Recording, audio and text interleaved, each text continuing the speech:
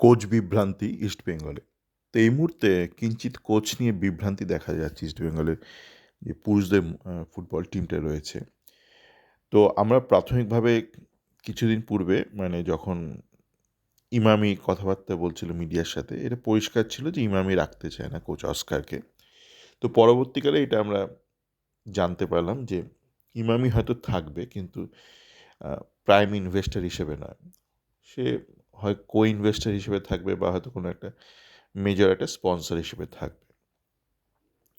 তো তারপর থেকে যখন এই ব্যাপারটা পরিষ্কার হলো ইমামি থাকবে না, তো তখন থেকে আমরা দেখলাম যে বিভিন্ন মিডিয়া দাবি দেওয়া করলো যে নিতু উঠে পড়ে লেগেছে অস্কারকে রাখার জন্য। কেননা নিতু মোটামুটি একটা বাঁধা ধরা একটা স্ট্র্যাটেজিতেই চলে, অত বেশি তলিয়ে ভাবে না কোনো কিছুই, কোনো কালেই ভাবতো না।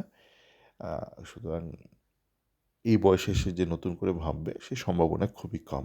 আর তাছাড়া আমি যেটা আগেও বলেছি যে সংখ্যা গরিষ্ঠ ইস্টবেঙ্গল ফ্যান বেশ বেশ বিশাল একটা সংখ্যক ফ্যান গ্রুপ, তারা অস্কারকে রেখে দিতে চায়।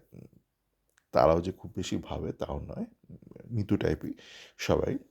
তো তারা রেখে দিতে চায়, এটা ঘটনা, এটা অস্বীকার করাটা ভুল হবে, এটা কোনোদিন করিও নি। তো তারপর মনে হলো তাহলে হয়তো খুব শীঘ্র সইটা হয়ে যাবে। তো তারপর দেখলাম একটা কিঞ্চিৎ বিলম্ব। তো গতকাল আমি দেখলাম অল স্পোর্টে যে মৌতান রয়েছে সে বলছে ব্যাপারটা এখনও পরিষ্কার নয়, কিছুটা তো গুজব হতে পারে। তো আজকে দেখলাম, একটু আগে দেখলাম যে বড়িয়া যে রেপ স্পোর্টস আছে সেখানে একটা প্রতিবেদন হয়েছে ইউটিউবে।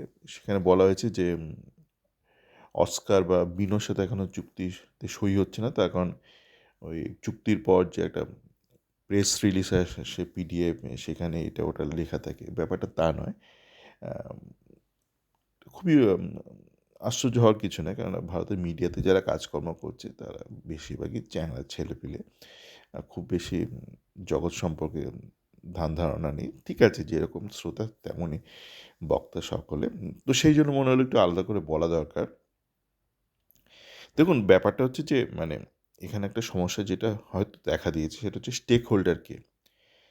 যে ইমামি ধরলাম মেজর ইনভেস্টর হিসেবে থাকবে না, বা তারা হয়তো স্পন্সর হিসেবে থাকবে হয়তো। সেক্ষেত্রে কাউকে তো একটা স্টেক হোল্ডার হতে হবে, যে আহ, কে দায়িত্বে, মালিকানাটা কাদের কাদের হাতে। সেখানে জুপিটার অর্গানস থাকবে না, ইস্টবেঙ্গল ক্লাব থাকবে না, আরও কেউ কেউ থাকবে না, কি ইমামি থাকবে।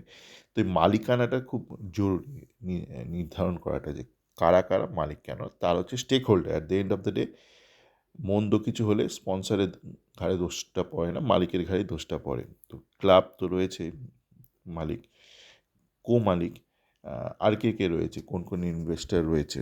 তো সেই ব্যাপারটা যতক্ষণ না নির্ধারণ হচ্ছে ততক্ষণ পর্যন্ত কিন্তু এই কোনো মেজর কন্ট্রাক্টে সই, ধরুন একটা লোকাল ছেলেকে নিল লো প্রাইসড কলকাতা ফুটবল লিগের জন্য, সেটা খুব একটা ম্যাটার করে না, তার মাইনেও কম, কমিটমেন্টও কম। কিন্তু একটা মেজর কমিটমেন্ট, যেমন একটা আপনার আইএসএল স্কোয়াডের কোচ, বা কোনো একটা বিদেশি সই, বা কোনো একটা মেজর ইন্ডিয়ান প্লেয়ার যাকে আপনি অনেক পয়সা দিয়ে সই করাচ্ছেন আইএসএল স্কোয়াডের জন্য, এই ধরনের সই সাবুতগুলোর জন্য আপনারা কিন্তু যে যে প্রাইম স্টেক হোল্ডার, যে মূল মালিক যারা, বা যারা যারা মালিক, একটা মালিক তো ক্লাব, আর যারা যারা মালিক, যারা টাকা ঢালবে, তাদের অনুমতি নেওয়াটা খুব প্রয়োজন। কেননা সে বলতে পারে কি, আমরা একে চাই না, তুমি কেন সই করালে।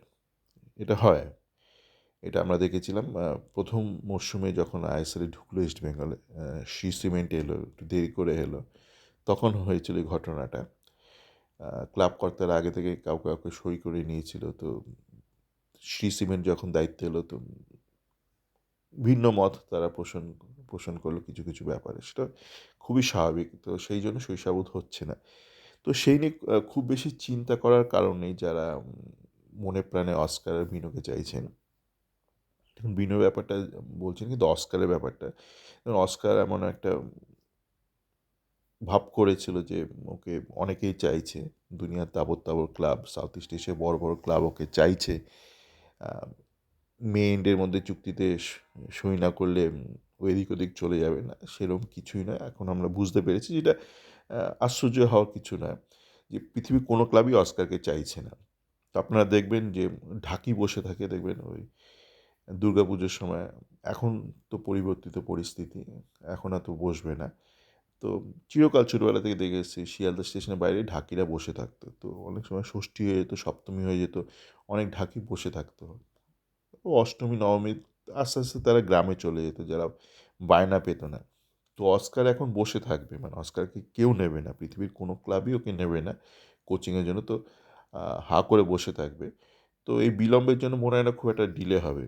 শুধু যেটা সমস্যা হতে পারে যে যারা ধরুন এলো অন বোর্ড, দায়িত্বে এলো, তারা যদি অস্কারকে না চায় তাহলে একটা সেক্ষেত্রে সমস্যা হতে পারে। কিন্তু যারা কো ইনভেস্টার তারা যদি বলে, "না নিতুবাবু আপনি যেটা মনে করছেন ঠিক আছে", তাহলে কোনো অসুবিধা হওয়ার কথা নয়। তার কারণ হচ্ছে অস্কার বসে থাকবে। ওকে কোনো কোনো দেশের কোনো ক্লাবই ওকে নেবে না। শুধু ইস্টবেঙ্গলের নিতু আর ইস্টবেঙ্গলের ফ্যান গ্রুপ, ইস্টবেঙ্গলের ফ্যানরা, এরা ছাড়া কেউই ওকে চায় না। ভারতের কোনো ক্লাবও অস্কারকে চায় না।